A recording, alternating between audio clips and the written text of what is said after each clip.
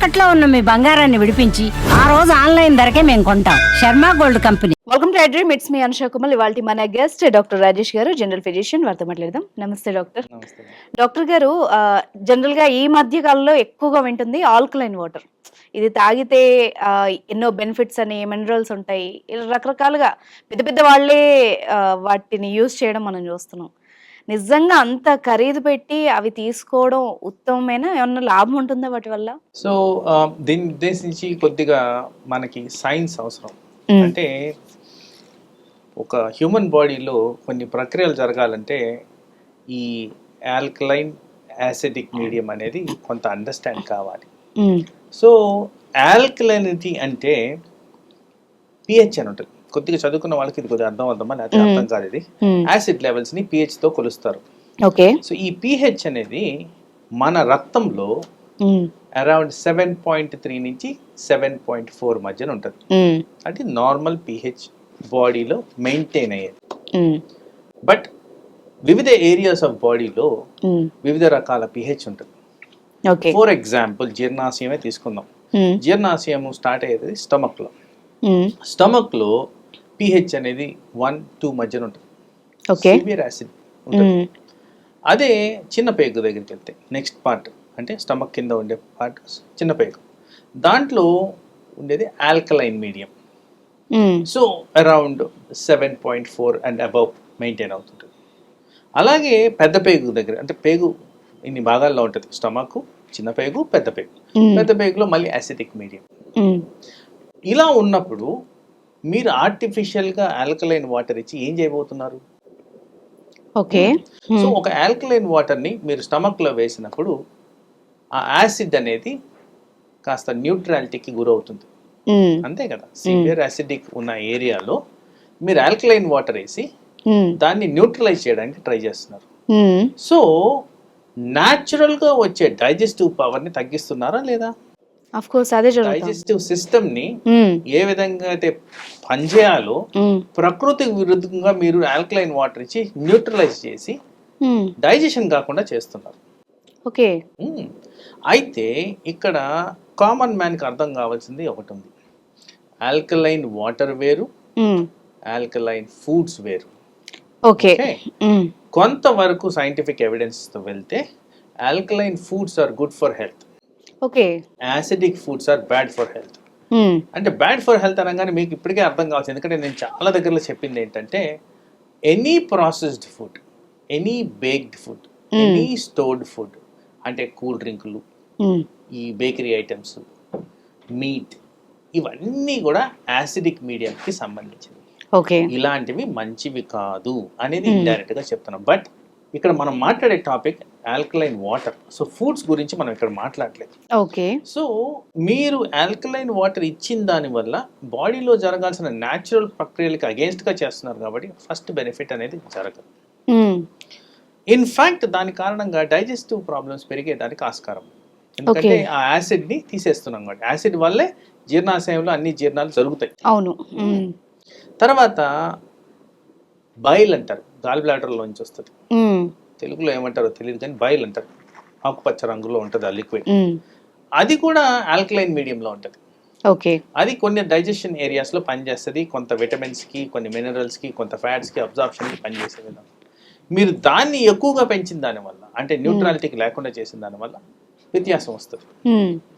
తర్వాత సైన్స్ తెలిసిన వాళ్ళల్లో ఎంజైమ్స్ అనేవి ఉంటాయి.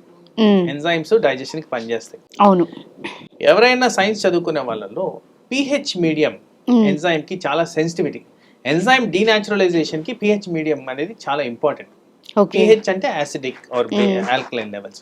వీటిల్ని మనం ఆర్టిఫిషియల్ గా మార్చిన దాని వల్ల ఆ ఎంజైమ్ ఫంక్షన్స్ పోతున్నాయి. ఎప్పుడైతే ఎంజైమ్ ఫంక్షన్స్ పోతున్నాయో దాని ఫంక్షనాలిటీ పోయినప్పుడు మీకు absorption capacity of vitamins, minerals, iron, protein, amino acids అన్నీ పోతున్నాయి. ఓకే. ఇదొకటి.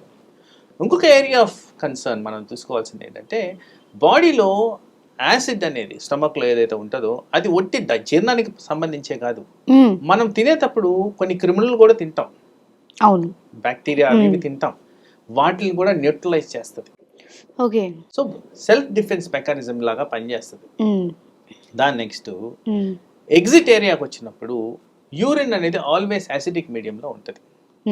మీరు ఆల్కలైన్ వాటర్ ఇచ్చి మొత్తం బాడీని అంతా ఆల్కలైన్ చేసినప్పుడు యూరిన్ కూడా ఆల్కలైన్ ఫామ్లో వస్తాయి. మరి యాసిడ్ మీడియంలో రావాల్సిన యూరిన్ ఆల్కలైన్ మీడియం వస్తున్నప్పుడు బాడీలో వ్యత్యాసాలు వస్తాయా రావా? సో జనరల్ సబ్జెక్ట్ కింద ఆలోచిస్తే కామనెస్ట్ ప్రాబ్లమ్స్ అక్కడ యూరినరీ ఇన్ఫెక్షన్స్, యూరినరీ స్టోన్స్. మరి ఇవన్నీ ఫార్మేషన్కి దారితీస్తున్నది ఆల్కలైన్ వాటర్, ఎందుకంటే యాసిడిక్ మీడియం తీసేస్తున్నారు కాబట్టి. ఓకే. సో అక్కడ న్యాచురల్గా జరగాల్సిన ప్రక్రియ ప్రకారం బ్యాక్టీరియా అనేది చనిపోవాలి, స్టోన్స్ అనేది ఫామ్ అవ్వకూడదు, యూరిన్ లో టాక్సిక్ మెటీరియల్ అనేది వెళ్ళిపోవాలి. దానికి విరుద్ధంగా మీరు ఆల్కలైన్ చేసిన దాని వల్ల అనర్థాలకు దారి తీస్తుందా లేదా? ఎప్పుడైతే యూరినరీ ఏరియాలో ప్రాబ్లమ్స్ వస్తే కిడ్నీ ఏరియాకి ప్రాబ్లం వచ్చినట్టే. ఓకే. సో ఇంత పెద్దగా మనకు అబ్నార్మాలిటీస్ కనిపిస్తున్నప్పుడు why should we buy alkaline water? Okay. తర్వాత మనం అనుకుందాం ఆల్కలైన్ వాటరే తీసుకుందామని, బాడీ చేసే విధానంలో మనం ఫోర్స్ఫుల్గా చేసినా కానీ అది న్యాచురల్ పద్ధతుల్లో దాన్ని మళ్ళీ అసిడిక్ చేయడానికే పనిచేస్తుంది. Unless you're using very high doses, మామూలుగా న్యాచురల్ పద్ధతిలో చూస్తే అది మళ్ళీ అసిడిక్ మీడియంకి మార్చేదానికి, ఎందుకంటే జీర్ణాశయంలో పనిచేయాల్సిన ప్రక్రియ అలాంటిది. ఓకే. సో ఇలాంటి వాటి వల్ల మనకి ఆల్కలైన్ వాటర్ వల్ల బెనిఫిట్స్ అయితే లేవు. ఓకే. ఇంకా దాన్ని దీర్ఘకాలంలో వాడిన దానికి అనర్థాలకు దారి తీసేదానికి ఆస్కారం ఉంది, అవయాలు ఎఫెక్ట్ అయ్యేదానికి ఆస్కారం ఉంది. బెనిఫిషియల్ ఎఫెక్ట్స్ అయితే ఎక్కడ కూడా కనపట్లేదు, దీనికి సైంటిఫిక్ రుజువులు లేవు, పబ్లిష్డ్ మెటీరియల్ లేదు, స్టడీస్ కూడా జరగలేదు. ఓకే. సో బేసిక్లీ ఇప్పుడు ఒక ఎక్విప్మెంట్ ఆఫ్ ఆల్కలైన్ వాటర్ కొనాలంటే దాదాపు నాకున్న ఐడియా ప్రకారం 2.5 నుంచి 3 లక్షలు ఖర్చు అవుద్ది అంటున్నారు. చాలా కాస్ట్లీ సార్ అది. అది కాకుండా ఆల్కలైన్ వాటర్ సిస్టమ్ పనిచేయాలంటే ఆర్ఓ సిస్టమ్ కంపల్సరీ ఉండాలి అని కూడా విన్నాను. ఓకే. అసలు ఓవరాల్ గా మీరు గమనించుకుంటే ఈ ఆల్కలైన్ వాటర్ ని నార్మల్ వాటర్ ని medical benefits or health benefits కింద చూసుకుంటే పెద్ద డిఫరెన్స్ లేదు. Okay. So as such normal water is a very good water మనకి సరిపోయేంత విధంగా చూసుకుంటే. బట్ హెల్త్ బెనిఫిట్స్ కింద మనం గమనించుకుంటే మినరలైజ్డ్ వాటర్ ఇస్ బెటర్. అంటే దీని గురించి ఇంకొద్దిగా డీటెయిల్డ్ గా చెప్పాలంటే ఏ వాటర్ లో అయినా కానీ కొద్దిగా సాల్ట్స్ అనేవి ఉంటాయి. సో దీన్ని టోటల్ డిజాల్యుబుల్ సొల్యూట్స్ అంటాం, అంటే TDS అంటాం. ఈ TDS అనేది అరౌండ్ 150 నుంచి 200 మధ్యన ఉండాలి ఎవరికైనా హెల్తీ సబ్జెక్ట్స్ లో అది ఉండాలి అంటే. సో ఈ alkaline water which is RO derived పెద్ద యూస్ఫుల్ కాదు హెల్త్ కి. ఓకే. ఏదైనా mineralised water or normal tap water కాస్త హెల్త్ బెనిఫిట్స్ ఉంటాయే కానీ యాజ్ సచ్ ఈ ఆల్కలైన్ వాటర్ కి హెల్త్ బెనిఫిట్స్ కానీ ఏది కానీ లేవు. ఆ కారణంగా I will not support alkaline water in this topic. Okay. Right. Thank you very much doctor. Thank you.